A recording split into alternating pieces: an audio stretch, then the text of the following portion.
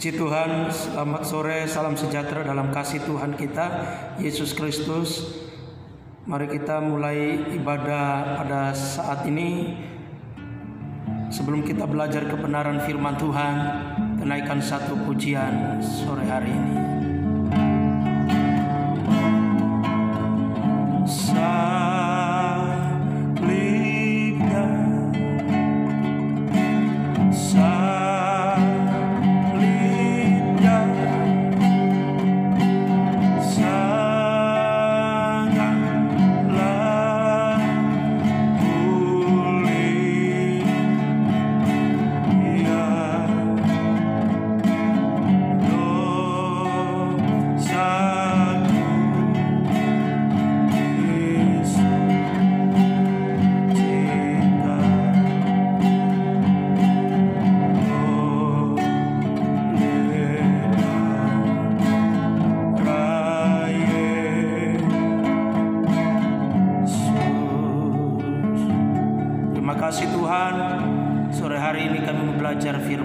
Urapi hamba-Mu yang menyampaikan firman-Mu, urapi semua yang mendengarkan firman-Mu.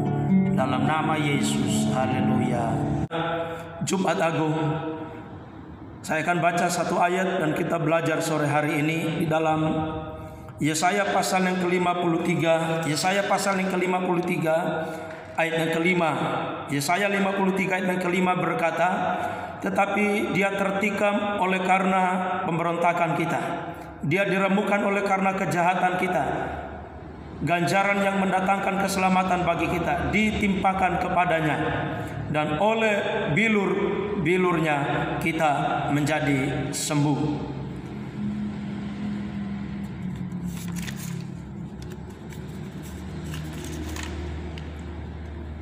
Kematian Yesus di salib memberi keselamatan bagi dunia. Kita harus meyakini itu. Tidak ada seorang pun yang seperti Yesus. Latar belakang Yesaya pasal yang ke-53 memuat firman Tuhan yang disampaikan oleh Nabi Yesaya bin Amos, terutama berkenaan tentang Yehuda dan Yerusalem. Nabi ini hidup pada zaman Raja Usia, Yotam, Ahaz, dan Hizkia dari kerajaan Yehuda. Dalam tradisi Yahudi, pada umumnya komentar Rabi Yahudi setelah jatuhnya Yerusalem sekitar kurang lebih tahun 70 Masehi menganggap Yesaya pasal 53 sebagai nubuat tentang bangsa Israel yang menderita. Ayat yang kelima dihubungkan dengan Mesias.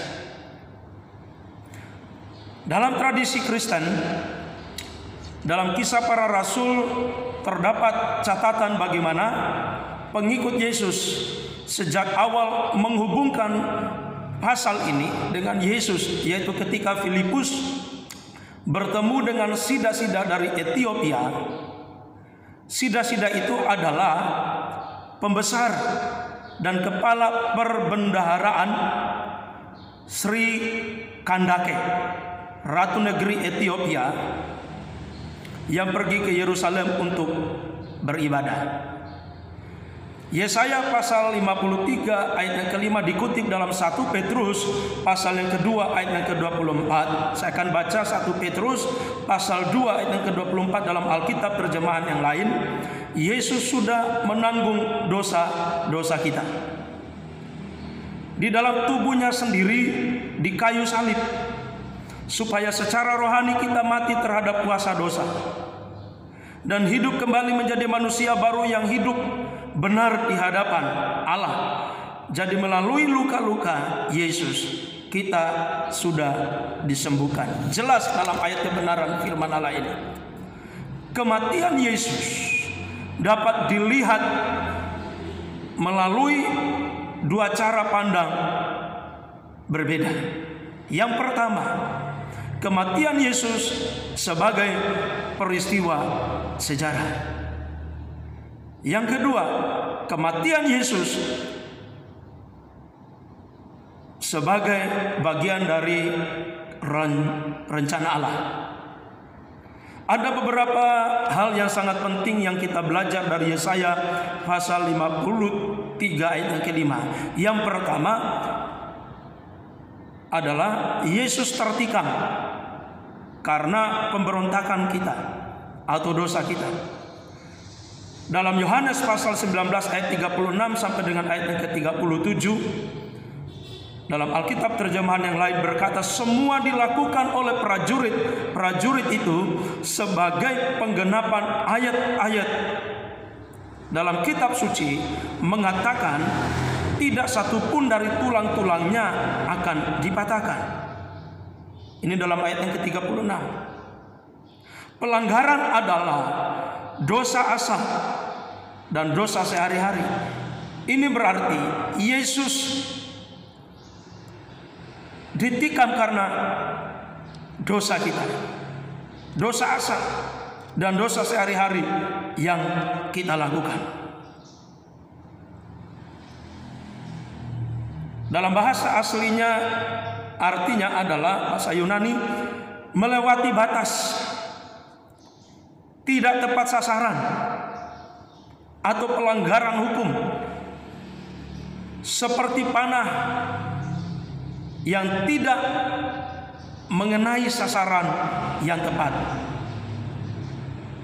Ayat-ayat firman Tuhan tentang pelanggaran dalam Efesus 2 ayat 1 dan ayat yang kelima, Paulus mencatat dengan jelas. Ayat yang pertama dalam Efesus 2 ayat yang pertama, kamu dahulu sudah mati karena pelanggaran dan dosa-dosamu. Ayat yang kelima, telah menghidupkan kita bersama-sama dengan Kristus sekalipun kita telah mati oleh kesalahan-kesalahan kita. Oleh kasih karunia kamu diselamatkan. Luar biasa, saudaraku yang dikasihi Tuhan. Dalam kedua ayat kebenaran firman Allah ini jelas, Paulus berkata, hanya oleh karena kasih karunia Tuhan menyelamatkan kita, Anda dan saya. Lewat kematian Yesus kita mengalami keselamatan. Yang kedua, poin yang kedua, Yesaya 53 ayat yang kelima, diremukkan karena kejahatan kita. Dalam Yesaya 53 ayat yang kelima ini, Yesus diremukkan atau dilukai karena kejahatan kita. Kata kejahatan dalam bahasa aslinya, bahasa Ibrani, berarti tidak tepat sasaran. Luka dapat disebabkan oleh pukulan, tamparan, atau tendangan dan lain sebagainya. Luka bukan hanya merujuk kepada luka fisik yang dialami Yesus, tetapi juga luka mental.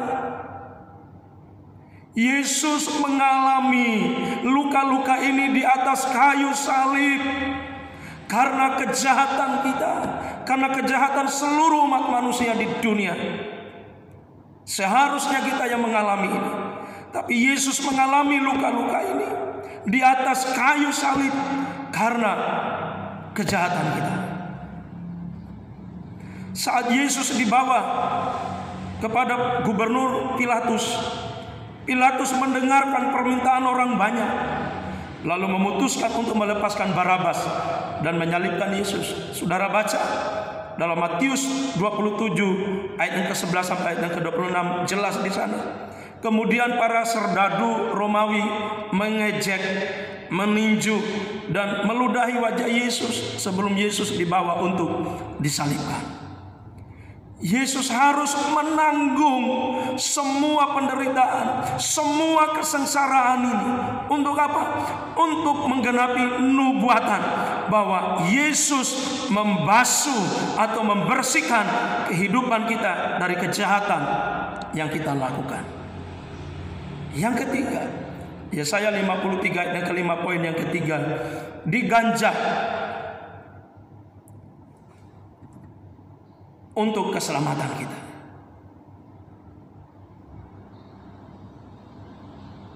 Dalam Yesaya 53 ayat yang kelima ini dikatakan bahwa Yesus diganjar untuk keselamatan kita. Ganjaran adalah hukuman resmi. Sebelum penyaliban Yesus, kita semua berada di bawah kutuk karena dosa-dosa kita. Pada hari penghakiman sebagai hakim yang adil, seharusnya Yesus melemparkan Anda dan saya ke dalam neraka kematian yang kekal. Kita tidak dapat menyelamatkan diri kita sendiri dengan kebenaran kita, tidak bisa. Tapi hanya melalui kematian Yesus, hanya melalui kematian Yesus, kita mengalami yang namanya keselamatan yang kekal selama-lamanya. Yohanes 1 ayat yang ke-29.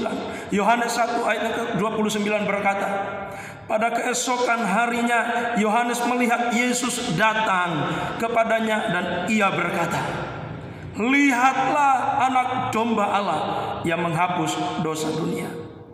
Yesus menanggung semua beban dosa kita di dalam diri Yesus di kayu salib.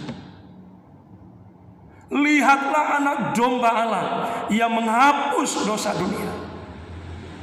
Pengorbanan Yesus telah membebaskan.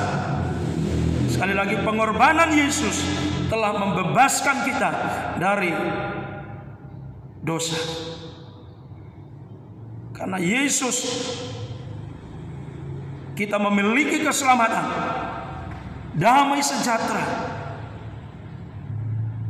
baik secara rohani, jasmani, maupun secara mental. Yang terakhir, yang keempat, Yesaya 53 ayat yang kelima, poin yang terakhir yang keempat, disesah untuk kesembuhan kita. Dikatakan bahwa oleh bilur Yesus kita menjadi sembuh.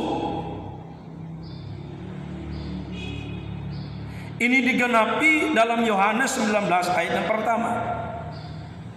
Saudara baca di rumah. Dalam Yesaya pasal yang ke-53 ayat yang ketiga berbicara tentang penderitaan atau tentang kesengsaraan. Kesengsaraan atau penderitaan terdiri dari 4 hal yang kita sudah bahas tadi, 4 poin yang disebabkan oleh luka-luka, yaitu dalam Yesaya 53 ayat yang kelima. Yang pertama, tertikam oleh karena pemberontakan kita atau dosa kita. Yang kedua, diramukan oleh karena kejahatan kita. Yang ketiga, diganjar untuk keselamatan kita. Yang terakhir, yang keempat, disesah untuk kesembuhan kita. Yesus menjalani semua proses ini sebelum Yesus mati di atas kayu salib, dalam rangka menyelamatkan Anda dan saya, dalam rangka menyelamatkan seisi dunia ini. Jadi Yesus mati di atas kayu salib untuk memberi keselamatan yang bersifat holistik, atau yang bersifat total, atau yang bersifat menyeluruh bagi Anda dan saya, bagi dunia ini. Itu yang dilakukan oleh Yesus. Tuhan Yesus memberkati. Terima kasih Tuhan. Tuhan memberkati kami. Tuhan menolong kami lewat kebenaran firman-Mu, sehingga kami terus berjalan dalam rancangan Tuhan. Berkati seluruh jemaat di Mahanaim, di mana Mas Pati berada, dimanapun mereka berada. Berkati seluruh umat-Mu yang mendengarkan firman-Mu. Kami serahkan bangsa ini dalam tangan Tuhan. Biarlah bangsa ini ada dalam pemeliharaan dan pemulihan Tuhan. Dalam nama Tuhan Yesus Kristus. Amin.